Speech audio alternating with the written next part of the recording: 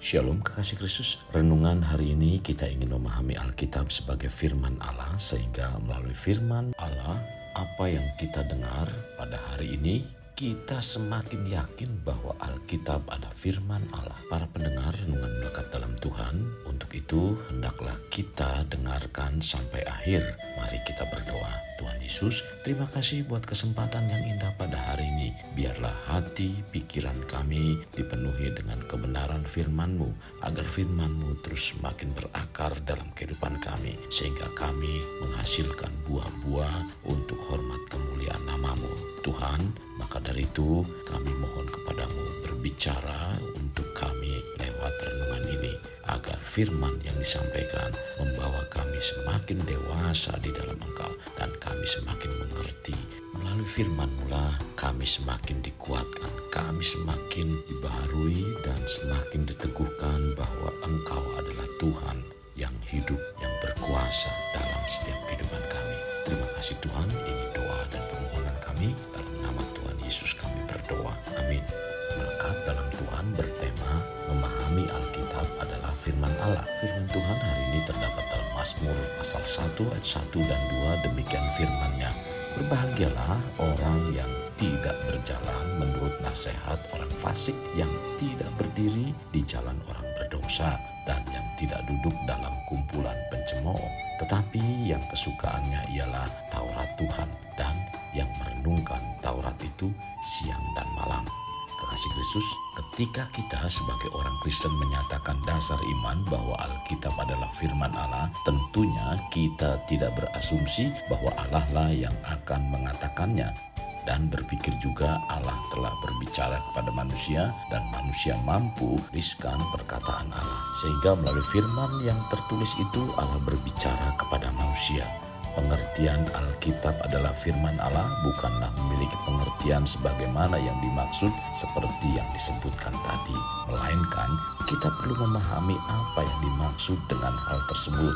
Pengertian Alkitab adalah firman Allah adalah diilhamkan Allah, yaitu Allah berfirman dengan suatu cara sehingga dapat dicatat dalam bahasa manusia. Kata diilhamkan Allah dalam bahasa Yunani disebut theopneustos, tertulis dalam 2 Timotius 3 ayat 16. Istilah ini sering diartikan diilhami, tetapi kata ini menunjukkan kepada menghembuskan nafas ke dalamnya.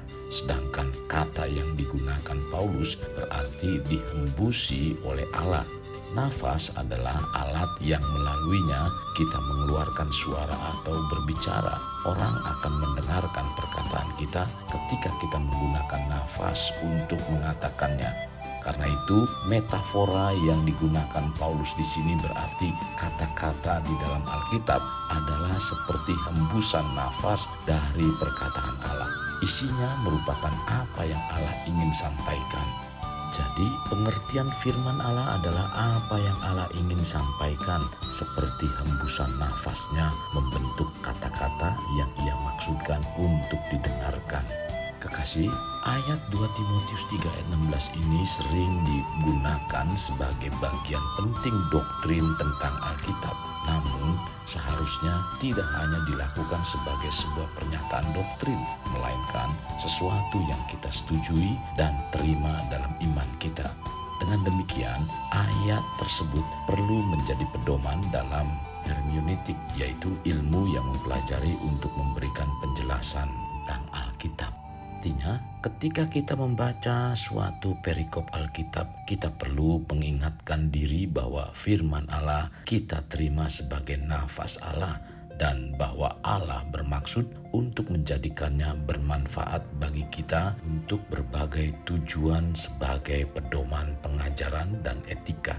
Kekasih, yang harus kita perhatikan, sumber utama firman Allah dalam ayat tersebut bukan berasal dari pikiran atau kehendak manusia, tetapi atas kehendak Allah. Kekasih, sesungguhnya yang terutama harus kita ketahui ialah bahwa firman Allah dan nubuatan-nubuatan dalam kitab suci tidak boleh ditafsirkan menurut kehendak sendiri, sebab tidak pernah nubuat dihasilkan oleh kehendak manusia, tetapi oleh dorongan Roh Kudus, orang berbicara atas nama Allah. Tercatat dalam 2 Petrus 1 ayat 20-21. Semua ini memang manusia yang berbicara dan menulis, tetapi isinya berasal dari Allah melalui kuasa atau dorongan Roh Kudus. Isi seluruh Alkitab adalah hasil karya pikiran dan tangan manusia, namun di belakang semua itu adalah kehendak dan pikiran Allah. Jadi kita dapat memahami dan mendefinisikan secara sederhana dan mendasar tentang apa yang dimaksud dengan Alkitab yang diilhami Allah. Apa yang dikatakan oleh Alkitab ialah apa yang Allah kehendaki atau izinkan untuk dicatat dan dinyatakan dengan tegas. Sesuatu yang perlu untuk kekasih Kristus ketahui tentang pernyataan bahwa Alkitab diilhami oleh Allah bukan berarti bahwa kita tidak mempertimbangkan sama sekali proses psikologi atau rohani yang melibatkan manusia sebagai penulisnya. Beberapa penulis Alkitab menyadari dengan jelas ketika mereka berbicara atau menuliskan secara langsung perkataan yang Allah berikan kepada mereka. Contoh dalam Yeremia 1 ayat 7 berkata, "Tetapi Tuhan berfirman kepadaku, janganlah katakan, aku ini masih muda, tetapi kepada siapapun engkau kuutus, haruslah engkau pergi, dan apapun yang kuperintahkan kepadamu, haruslah kau sampaikan." Dalam Yeskil 2 ayat yang ke-7 berkata, "Sampaikanlah perkataan-perkataanku kepada mereka, baik mereka mau mendengarkan atau tidak, sebab mereka adalah pemberontak." Namun Yeremia, Yeskil, dan lainnya mungkin sering tidak menyadari bahwa kata-kata mereka akan menjadi bagian dari Alkitab. Kekasih, pernyataan bahwa Alkitab diilhami oleh Allah bukan berarti mengabaikan sejarah literatur, komposisi, penyuntingan, pengumpulan naskah, dan lain-lain. Bahkan berbagai dokumen yang akhirnya membentuk kanon Alkitab seperti sekarang. Jelas bahwa berbagai dokumen yang sekarang kita miliki berupa Alkitab telah melalui proses pengumpulan serta pengeditan, dan beberapa dari penulisnya merujuk kepada sumber dokumen yang telah mereka gunakan.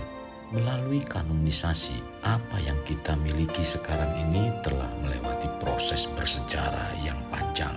Firman yang diilhami oleh Allah bukan berarti menyangkali proses yang telah berlangsung. Bagaimana caranya, berapa lama, atau siapa saja yang terlibat. Sehubungan dengan Alkitab diilhami Allah bukan berarti proses penulisannya adalah melalui dikte secara mekanis, atau para penulisnya hanya sebagai mesin pencatat yang menghilangkan dan mengurangi kepribadian, gaya penulisan, pemikiran, keterampilan, kecerdasan, kreativitas, dan emosi penulisnya. Contoh-contoh yang ada dalam Alkitab sangatlah jelas ketika kita membandingkan satu kitab dengan kitab lain. Para penulisnya sangat berbeda secara individu, misalnya dalam hal cara berpikir, menyatakan perasaan, dan gaya penulisannya. Sebut saja Hosea, ia berbicara tentang kepedihan pribadinya yang mendalam tentang kehidupan pernikahannya yang hancur. Kata-kata yang disampaikan oleh Hosea adalah perkataannya yang juga adalah firman Allah. Demikian juga dengan Lukas melakukan penelitian sejarah secara seksama dan memilih struktur tulisan untuk 2 kitab karyanya dengan merangkai berbagai cerita dan perkataannya serta menuliskannya sesuai latar belakang budaya Yunani dan lainnya. Jadi dalam membaca Alkitab mungkin kita memiliki penafsiran yang berbeda, tetapi dalam memahami Alkitab adalah firman Allah, hendaklah kita secara teliti mempelajari, menggali, dan merenungkannya agar tidak salah dalam menafsirkannya. Kekasih Kristus, mari bawa hidup kita menjadi pribadi yang dapat memerdekakan orang dari belenggu kehidupan, layaknya terang yang menerangi kegelapan. Karena itulah yang Tuhan inginkan pada kita sebagai warga kerajaan Allah. Mari kita berdoa. Tuhan Yesus, terima kasih buat hari ini di mana kami kembali dibekali dengan kebenaran firman-Mu. Firman-Mu mengajarkan kami dan menuntun kami agar kami mempelajari, menggali, dan merenungkan firman dengan baik dan benar, supaya kami dalam memahaminya tidak keliru dan tidak salah dalam mengartikannya. Dari itu Tuhan, biarlah kami terus diisi dengan kebenaran firman-Mu, firman ini dengan baik dan benar. Terima kasih buat firman hari ini, sangat memberkati kehidupan kami. Pimpin kami senantiasa untuk terus diisi dengan firman-Mu melalui renungan ini. Terima kasih Tuhan Yesus. Ini doa kami dalam nama Tuhan Yesus kami berdoa. Amin. Kasih Kristus, mari kita akhiri dengan mengedahkan kedua tangan kita. Terimalah anugerah berkat dari Allah Bapa, kasih sayang daripada Yesus Kristus, dan persekutuan dengan Roh Kudus yang memberkati, melindungi, dan menyinari engkau dengan wajah-Nya, serta memberi engkau kasih karunia di mana Tuhan menghadapkan wajah-Nya kepadamu dan memberi engkau damai sejahtera. Tuhan juga mencurahkan berkat secara rohani, berkat secara jasmani, dan berkat secara ekonomi, di mana berkat Abraham, berkat Ishak, berkat Yakub dicurahkan dan dilimpahkan dari saat sekarang sampai Maranatha tiba dalam nama Tuhan Yesus. Amin. Sampai jumpa di renungan berikutnya. Tuhan Yesus memberkati.